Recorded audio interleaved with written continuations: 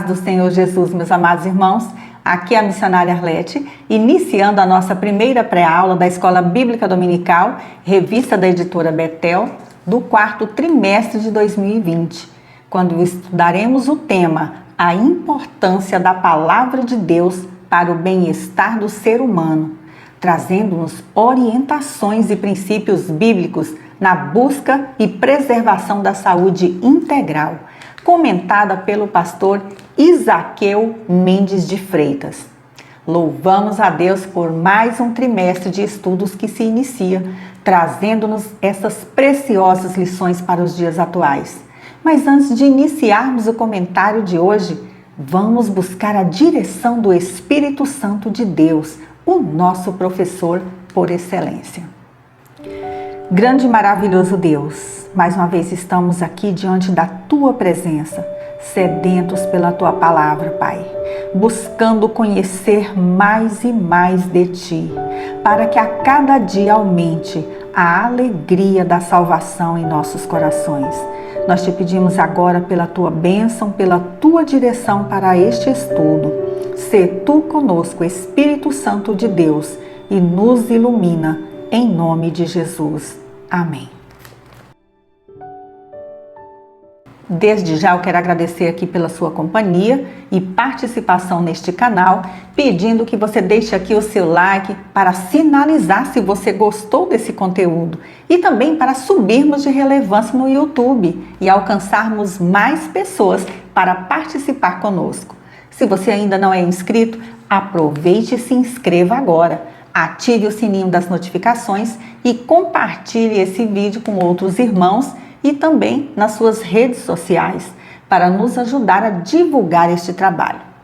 Hoje estaremos comentando a segunda lição desta revista e traz como título Os efeitos da salvação na plenitude humana. Os hinos da harpa cristã sugeridos para esta lição são os de número 68, 277 e 430 e podem ser encontrados aqui em nosso canal e também nos nossos blogs revistaebd.com e hinosdaharpa.org. Acesse e confira. O texto áureo de hoje encontra-se na segunda carta de Paulo aos Coríntios, capítulo de número 5, versículo 17. E assim diz a palavra do Senhor. Assim que, se alguém está em Cristo, nova criatura é. As coisas velhas já passaram, eis que tudo se fez novo. A verdade aplicada de hoje nos diz que quando o homem recebe a Jesus Cristo como seu Salvador, ele inicia a caminhada de restauração em todo o seu ser. Os textos de referência encontram-se no Salmo 51, versículos 1, 2, 10, 11, 12 e 17. E assim diz a palavra de Deus. Tem misericórdia de mim, ó Deus, segundo a tua benignidade. Apaga as minhas transgressões, segundo a multidão das tuas misericórdias. Lava-me completamente da minha iniquidade e purifica-me do meu pecado. Cria em mim, ó Deus, um coração puro e renove em mim um espírito reto. Não me lances fora da tua presença e não retires de mim o teu Espírito Santo. Torna a dar-me a alegria da tua salvação e sustém-me com um espírito voluntário. Os sacrifícios para Deus são o espírito quebrantado. A um coração quebrantado e contrito não desprezarás, ó Deus. O primeiro objetivo desta lição é expor a origem e natureza da salvação. A tradução hebraica da palavra salvação é Yesha, que é a base para os nomes de Josué e Jesus, e significa liberdade daquilo que amarra ou restringe.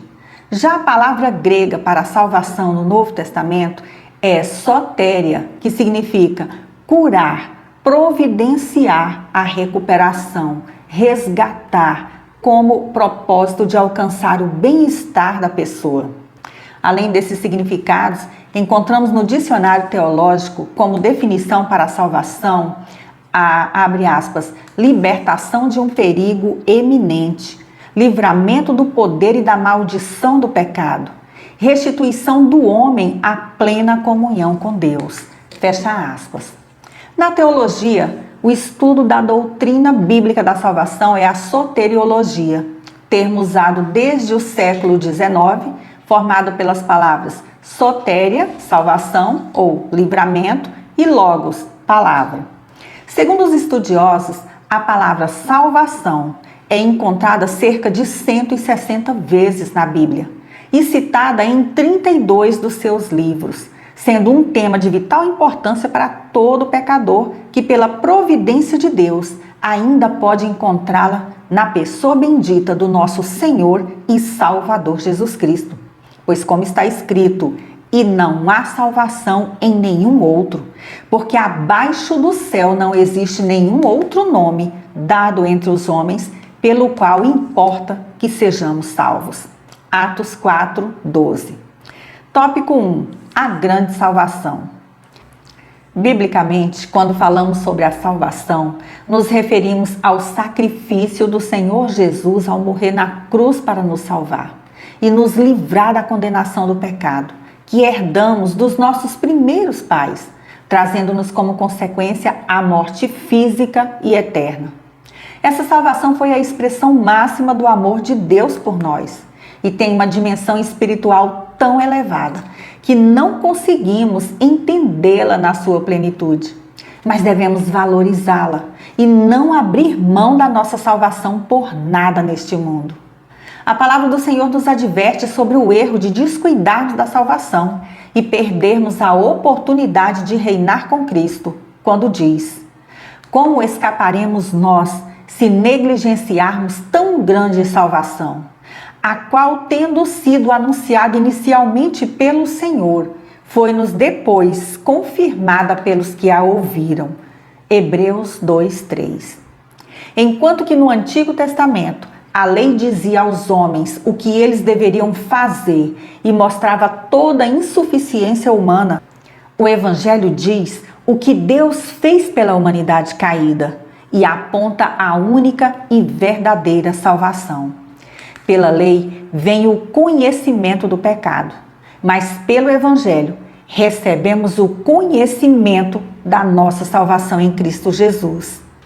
Negligenciar ou se descuidar de tão grande salvação é mais sério para o cristão do que transgredir a lei.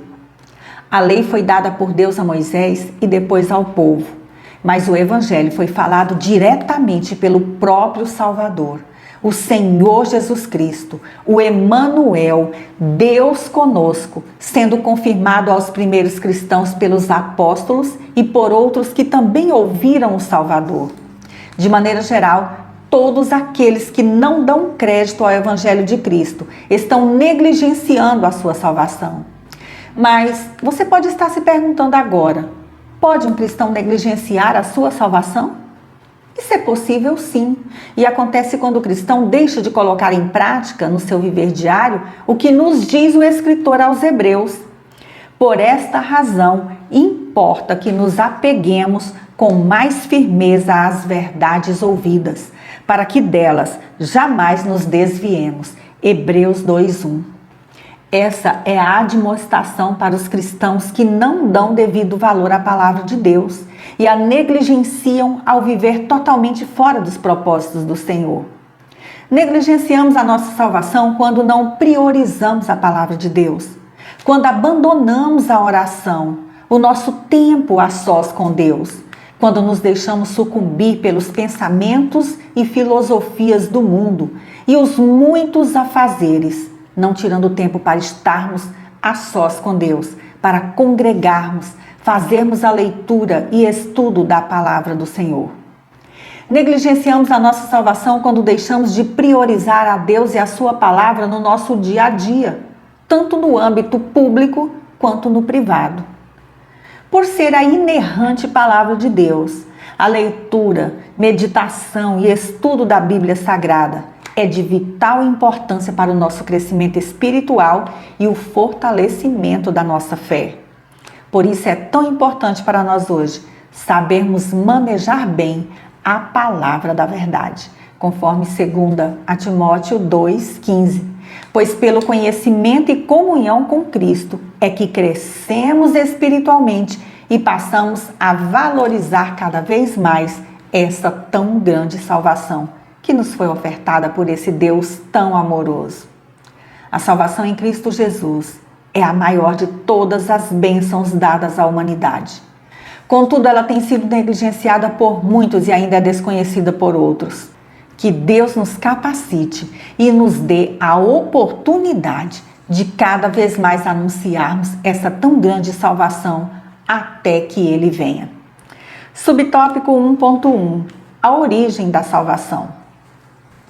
A salvação nunca foi, não é e jamais será fruto da iniciativa humana. Ela foi idealizada pelo nosso Deus, antes mesmo de ter criado o mundo e de ter formado o primeiro homem, conforme 1 Pedro 1:20. Quando Adão e Eva pecaram no Jardim do Éden, eles não tiveram nenhuma iniciativa de se achegarem a Deus.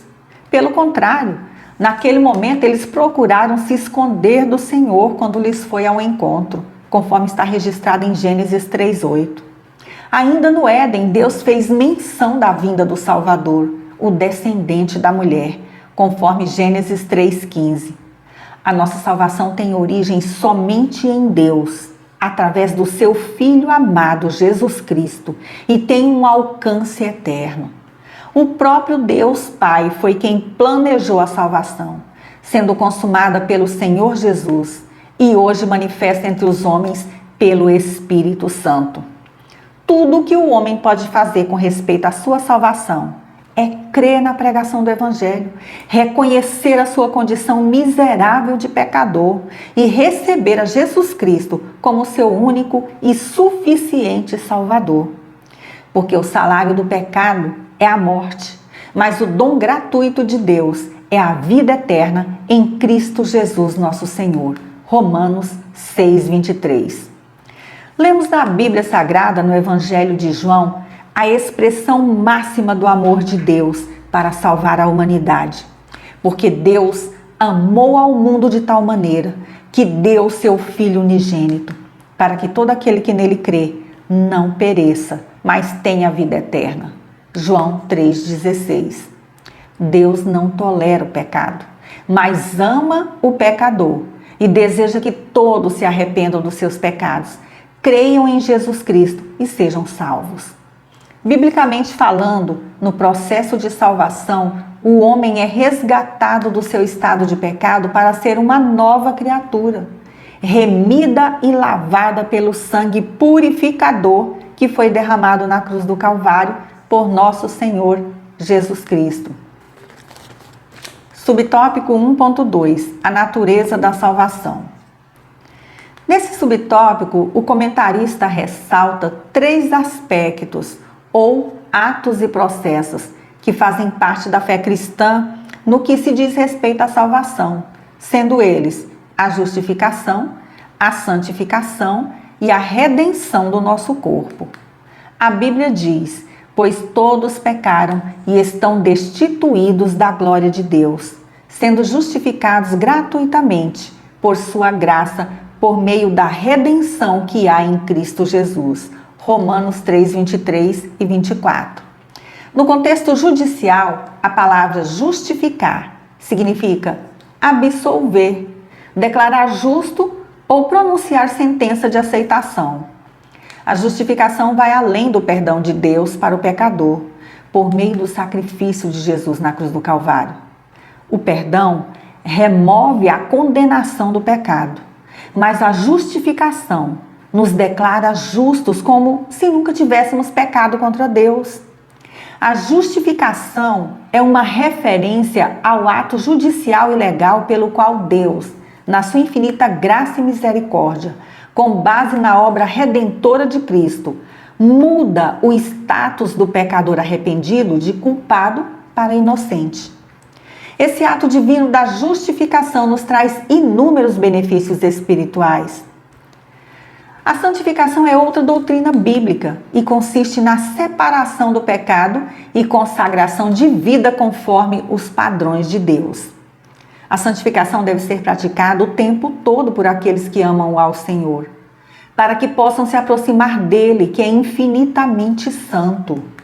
Viver em santificação significa mudança do caráter e da maneira de ser, mantendo sempre o esforço para se afastar do pecado, de tudo aquilo que desagrada ao Senhor e é condenado por Ele na sua palavra. O chamado de Deus para que o seu povo seja diferente, separado dos padrões do mundo, vem desde o Antigo Testamento. Deus exigia e continua exigindo que o seu povo seja diferente, inconformado com os padrões fracassados e corrompidos desse mundo, e transformado pela renovação da mente, instruída pela palavra de Deus e guiada pelo seu Espírito Santo. A santificação inclui total transformação no nosso entendimento e nos leva a experimentar a boa, agradável e perfeita vontade divina, conforme Romanos 12, 2. Tanto o pecado quanto a morte estão relacionados com a perda da glória de Deus pelo homem, que foi criado à sua imagem e semelhança. Contudo, para o cristão, existe a esperança da glorificação, que é uma referência à absoluta perfeição final em termos físicos, mentais e espirituais, e completa a justificação e a santificação. Sabemos que a glória humana é finita, é passageira. Basta olharmos o fim dos grandes vultos do passado, que já deixaram de existir. Toda a glória que o ser humano perdeu com o pecado, tendo como consequência a morte física e espiritual, só pode ser restituída por Cristo, que nos livra do poder da morte, nos transforma em uma nova criatura, conforme 2 Coríntios 5,17, e escreve o nosso nome no livro da vida, conforme Lucas 10, 20, dando-nos o direito à vida eterna. Isso é motivo para nos alegrarmos, pois sabemos que a nossa glorificação total acontecerá no momento da redenção do corpo, através do arrebatamento da igreja, conforme está escrito na primeira carta aos Tessalonicenses 4:17. Subtópico 1.3. A eleição divina. A Bíblia Sagrada nos diz que fomos eleitos ou escolhidos por Deus em Cristo Jesus, conforme está escrito, como também nos elegeu nele antes da fundação do mundo, para que fôssemos santos e irrepreensíveis diante dele em amor, e nos predestinou para filhos de adoção por Jesus Cristo, para si mesmo, segundo o beneplácito de sua vontade. Efésios 1, 4 e 5. Vejamos o que diz o comentário Beacon sobre esses versículos. Abre aspas. A eleição é uma afirmação básica da Bíblia. Ela enfatiza a verdade que a iniciativa em ocasionar a redenção do homem é tomada por Deus e não pelo homem. Jesus expressou esta verdade nas palavras de João 15,16. Não me escolhestes vós a mim, mas eu vos escolhi a vós. Segundo, a eleição ou escolha de Deus não é arbitrária, de forma que alguns sejam destinados à salvação e outros à perdição, sem levar em conta a disposição de cada indivíduo. O âmbito da salvação é para todos os homens, como a Bíblia copiosamente declara, conforme João 3,16, Romanos 10,13. Fecha aspas. Os eleitos de Deus são aqueles que reconhecem a sua incapacidade humana de salvar-se a si próprios e aceitam as condições do chamado de Deus, ou seja, de receberem a Jesus Cristo como seu único e suficiente Salvador. Nesse processo entra em ação o livre-arbítrio, que temos para aceitar ou rejeitar a Cristo e o seu evangelho de salvação. Observe que a mesma Bíblia que ensina a eleição soberana de Deus também fala da responsabilidade humana e das consequências das nossas escolhas. O Senhor Jesus deu a todos os homens o direito de salvação. E ninguém pode usar a doutrina da eleição como desculpa para não ser salvo, dizendo que já foi predestinado para a perdição e acabou. O convite da salvação é para todos, conforme João 3,16, Romanos 10, 9 e 13 e outras passagens bíblicas. Portanto, os que creem em Jesus Cristo querem e recebem pela fé a sua salvação e passam a ser os eleitos de Deus. O segundo objetivo desta lição é mostrar os resultados da justificação. Tópico 2. Resultados abençoadores da justificação. É sempre bom lembrarmos que a lei nunca serviu para justificar os pecadores, mas sim para expô-los, e que a solução para essa situação nos foi dada por Deus ao enviar Jesus para morrer pelos nossos pecados, na expressão máxima do seu amor por nós. Quando verdadeiramente cremos em Jesus e no seu sacrifício por nós, Deus imputa a nós a sua justiça e nos declara justos diante dele, conforme Romanos 3:26. Que bênção maravilhosa é para aquele ou aquela que já sofreu tanto na vida por causa dos seus erros, fracassos e decepções, passar a ter comunhão com Deus, viver em novidade de vida, sabendo que, agora, pois, já nenhuma condenação há para os que estão em Cristo Jesus, conforme Romanos 8:1. A justificação nos liberta de um passado sombrio, longe da presença de Deus e de toda condenação. Romanos 8:33, e nos dá o direito de vida eterna que foi perdida pelo homem quando pecou no jardim do Éden, porém nos é restituída por Cristo Jesus. 1 João 5:11. É somente pela graça de Deus que somos salvos e livres das consequências eternas do pecado. Além dessa bênção maravilhosa, a justificação produz no cristão muitos outros resultados abençoadores. E neste tópico, o comentarista destaca 3 deles. Subtópico 2.1. Paz com Deus. Está escrito que, justificados, pois, mediante a fé, temos paz com Deus por meio de nosso Senhor Jesus Cristo. Romanos 5:1. Ter paz com Deus é um grande benefício desfrutado pelos que foram justificados e passaram a ter a alegria na alma em saber que não são mais considerados inimigos de Deus. A palavra hebraica para paz é shalom, que significa tranquilidade, harmonia, segurança, saúde, prosperidade, bem-estar material e espiritual. Um dos primeiros prejuízos do pecado foi a perda da paz interior. Está registrado em Gênesis 3:8. Desde então, a humanidade vive à procura dessa paz. Nos dias atuais, o mundo inteiro almeja a paz. As pessoas vivem à procura da paz interior, buscando-a nas religiões, nos vícios, nas ideologias, estilos de vida extravagantes, em lugares e fontes onde jamais irão encontrá-la. A mente de um ser humano sem Deus é um verdadeiro campo de batalha onde se travam os mais terríveis conflitos interiores.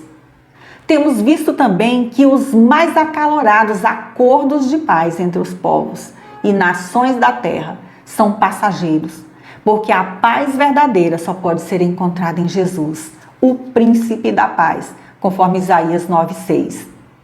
Muitos não entendem o motivo pelo qual um cristão consegue manter a calma e confiança em Deus quando está sofrendo, sendo perseguido, na tribulação ou injustiçado por alguém, porque essa paz que temos em Cristo Jesus é a única que satisfaz a nossa alma e vai muito além do nosso entendimento, guardando a nossa mente e o nosso coração, conforme Efésios 4:7.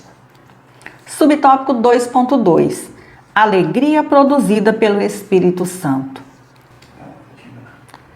A certeza da salvação produz em nós a alegria de sabermos que temos os nossos pecados perdoados. Somos aceitos e justificados por Deus. É uma alegria diferente do que vemos no mundo, onde as pessoas vão às baladas, riem, dançam, se embriagam, tiram belas selfies, mas a alma chora por dentro, deixando o coração angustiado. Tem pessoas que não conseguem mais ver beleza em nada. Estão sempre mal-humoradas, para baixo, e muitas vezes nem conseguem entender direito por que ficam assim. A verdadeira alegria só é encontrada na presença de Deus. Nesse mundo passamos por várias aflições e momentos tristes, mas o Espírito Santo produz em nós a alegria de viver na presença do Senhor. Em algum momento da sua vida, o salmista Davi sentiu que a tristeza invadira o seu coração e por isso ele orou ao Senhor pedindo: devolve-me a alegria da tua salvação e sustenta-me com o espírito pronto a obedecer. Salmo 51, versículo 12. Como Davi, aprendemos que cada cristão precisará em algum momento de sua vida fazer essa oração e voltar ao primeiro amor, voltar a sentir novamente a alegria da salvação em Jesus Cristo, que voluntariamente deu a sua vida para nos resgatar da maldição do pecado e nos reconciliar com Deus, dando-nos tão grande salvação. Com essa alegria encontramos a força necessária para enfrentarmos as situações adversas, as dificuldades, as perdas, para manter a calma nos momentos de tribulações, para esperar com paciência no Senhor e vencer as lutas diárias. A alegria da salvação não nos isenta dos momentos difíceis e até tristes da vida, mas nos dá a certeza da presença de um Deus que nos ama, nos assiste, se importa conosco, nos livra e tem o controle de tudo o que está acontecendo. Por isso o apóstolo Paulo nos disse: alegrai-vos sempre no Senhor. Outra vez digo, alegrai-vos. Filipenses 4:4. Subtópico 2.3. Esperança, âncora da alma. A esperança é a confiança que alguém pode ter no cumprimento de um desejo ou de uma expectativa de coisas boas no futuro. Muitas pessoas têm se frustrado por depositarem as esperanças no dinheiro, na política ou na capacidade humana de alguma forma, sofrendo fortes desilusões, ao ponto de perderem o ânimo e se tornarem céticas com relação a um futuro melhor. Entretanto, a salvação em Cristo produz para o cristão uma viva esperança, conforme 1 Pedro 1,3. E o escritor aos Hebreus, ao falar sobre a certeza da imutabilidade das promessas de Deus, nos anima a permanecermos na esperança, a qual temos por âncora da alma, segura e firme e que penetra além do véu, conforme Hebreus 6,19. Sobre essa passagem bíblica, o comentário popular do Novo Testamento diz que, abre aspas, nas tempestades e provações da vida, essa esperança serve como âncora da alma. O conhecimento de que a nossa glorificação é tão certa como se já tivesse acontecido, impede-nos de ser levados pelas impetuosas ondas da dúvida e do desespero. A âncora não é lançada nas areias movediças do mundo, mas firmada no santuário celestial. Afirmar que a nossa esperança é a âncora significa que ela está segura em Deus, além do véu. Assim como a âncora está ali, também nós estaremos. Fecha aspas. A salvação em Cristo produz esperança legítima e alegria verdadeira, e capacita espiritualmente o crente para enfrentar os sofrimentos e desafios deste mundo. Estamos aqui de passagem e sabemos que a nossa pátria está nos céus. Temos a viva esperança na volta de Cristo para buscar a sua igreja, em um futuro glorioso, muito em breve, e por isso podemos cantar com alegria o hino 545 que diz: porque Ele vive, posso crer no amanhã.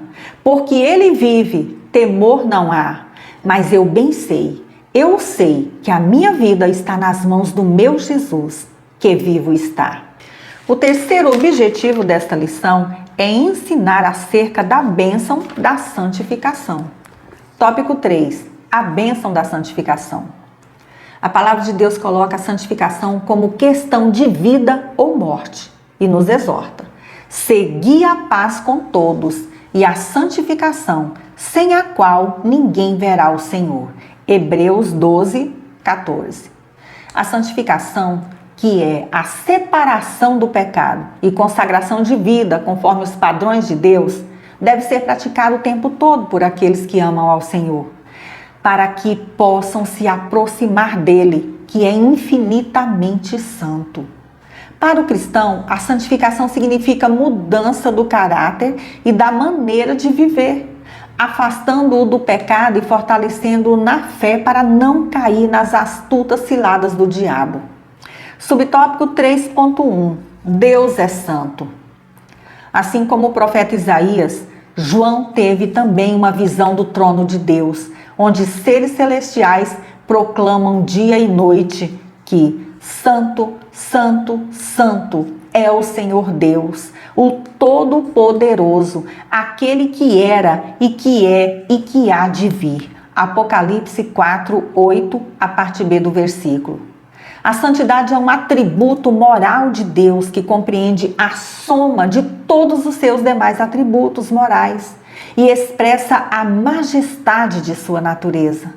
O sentido original da palavra santo é separado. Mas em que sentido Deus está separado? Ele está separado do homem quanto à sua natureza, atributos e caráter. Ele é onipotente, onisciente e onipresente. O homem é totalmente limitado. Ele é perfeito em tudo. O homem é imperfeito, cheio de falhas. Ele é divino. O homem é humano e mortal. Ele é moralmente perfeito. O homem é pecador. Percebe que a santidade é o atributo que mantém a separação ou distinção entre Deus e o homem. Por isso é tão necessário que o homem pratique a santificação, ou seja, a separação do pecado, para que possa se aproximar de Deus, como lemos em Hebreus 12:14. Isso só se torna possível quando damos lugar à ação do Espírito Santo em nós, que molda o nosso caráter, transforma e renova a nossa mente para vivermos de acordo aos padrões de Deus e não do mundo, conforme Romanos 12:2.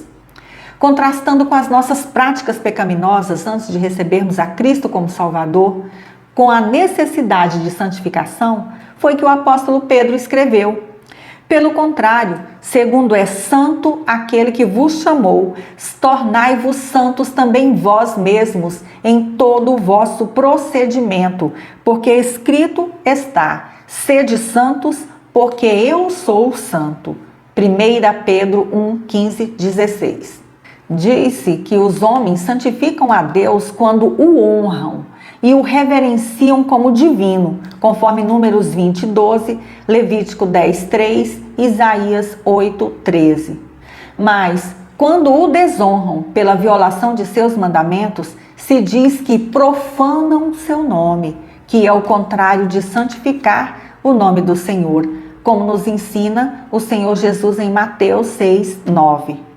O cristão santifica o nome do Senhor através de uma vida de temor a Ele, pela fé e obediência à sua palavra, separando-se, ou seja, evitando as práticas pecaminosas para dar bom testemunho de Cristo a todos. Jamais devemos esquecer que o nosso Deus é santo e exige do seu povo a santidade para servi-lo com integridade. Subtópico 3.2. O homem e a natureza caída. O perfeito estado do homem criado por Deus, à sua imagem e semelhança, durou até o momento em que ele escolheu fazer a sua própria vontade, desobedeceu ao Senhor, cedeu à tentação e caiu em pecado. A narrativa bíblica, a partir do capítulo 3 do livro de Gênesis, apresenta os efeitos catastróficos da desobediência de Adão e Eva, passando para toda a humanidade. A consequência da queda foi a separação de Deus. Depois de ter pecado, o primeiro casal sentiu medo e tentou esconder-se do Senhor, conforme Gênesis 3:10, sentindo o peso da culpa pela sua transgressão à ordem divina. A partir daí, tanto Adão quanto Eva e toda a humanidade passaram a conhecer o medo, a angústia, a dor, o sofrimento, as dificuldades para garantir o sustento de cada dia, o desequilíbrio em seu habitat natural e toda sorte de maldade imoralidade e violência que passaram a fazer parte da natureza corrompida e caída do homem, escravo do pecado. O mais grave de tudo é que com a queda veio a morte, o juízo divino sobre o homem, tanto físico como espiritual, em cumprimento à sua palavra, em Gênesis 2:17 ao 19. Mas a palavra de Deus nos diz que assim como por um só homem entrou o pecado no mundo e pelo pecado a morte, assim também a morte passou a todos os homens, porque todos pecaram. Romanos 5:12. Apesar do ser humano ser capaz de fazer obras maravilhosas, também é capaz de fazer toda sorte de maldade contra o seu próximo. No entanto, pela graça, misericórdia e providência de Deus, hoje a humanidade tem a oportunidade de se purificar do pecado e reatar a sua comunhão com Ele, por meio de Cristo Jesus, o nosso Salvador amado. Pois, como está escrito, se confessarmos os nossos pecados, Ele é fiel e justo para nos perdoar os pecados e nos purificar de toda injustiça. 1 João 1:9. Subtópico 3.3. A obra da santificação. O comentarista destaca neste subtópico que é muito importante lembrar que, diante da realidade da santidade de Deus e pecaminosidade humana, só é possível retomar o relacionamento com Deus por causa da obra perfeita de Jesus Cristo.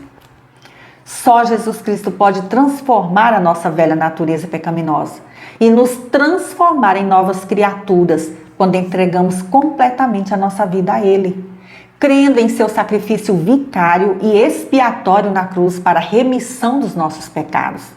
Então é gerado em nós, pela ação do Espírito Santo, uma nova natureza. É o que Paulo fala em sua segunda carta aos Coríntios. Assim que, se alguém está em Cristo, nova criatura é, as coisas velhas já passaram, eis que tudo se fez novo. Segundo aos Coríntios 5:17. Essa nova criatura é exatamente a nova natureza em Cristo, uma natureza espiritual gerada pelo poder do Espírito Santo, que muda os nossos sentimentos, visão de mundo e vontade, manifestando assim os benefícios da obra da santificação no nosso dia a dia. Se tornar uma nova criatura é uma mudança radical de vida. É aquela mudança onde aquele que antes era um assassino, agora passa a pregar vida com abundância na presença de Deus. Aquele que mentia já não mente mais. Aquele que roubava passa a trabalhar para ganhar o seu sustento. E assim por diante. É uma vida cheia, plena de alegria na presença do Senhor. Para concluir, a tão grande salvação providenciada por Deus por intermédio de Jesus Cristo não somente proporcionou reconciliação do ser humano com seu Criador, mas também resulta em bênçãos de restauração em todas as áreas da vida humana, corpo, alma e espírito. E assim, o Senhor é glorificado. Convidamos você, meu irmão ou irmã em Cristo, a visitar o blog revistebd.com para baixar ali os slides referentes a esta lição, ouvir os 3 hinos da harpa cristã que são sugeridos aqui pela revista e também acessar os demais comentários. O nosso blog hinosdaharpa.org, que está em construção, também aguarda sua visita. Disponibilizamos ali os hinos da nossa harpa cristã com cifras, partituras e biografias dos seus autores. Agradeço pela sua companhia. Se você gostou desta pré-aula, inscreva-se aqui no nosso canal, deixe aqui o seu like, o seu comentário para contribuir com a divulgação deste trabalho. E compartilhe esse vídeo em suas redes sociais, se possível, e também com outros irmãos. Que Deus em Cristo Jesus continue te abençoando grandemente. Fique na graça e na paz do nosso Senhor e Salvador Jesus Cristo. E até a nossa próxima pré-aula, se Deus assim nos permitir.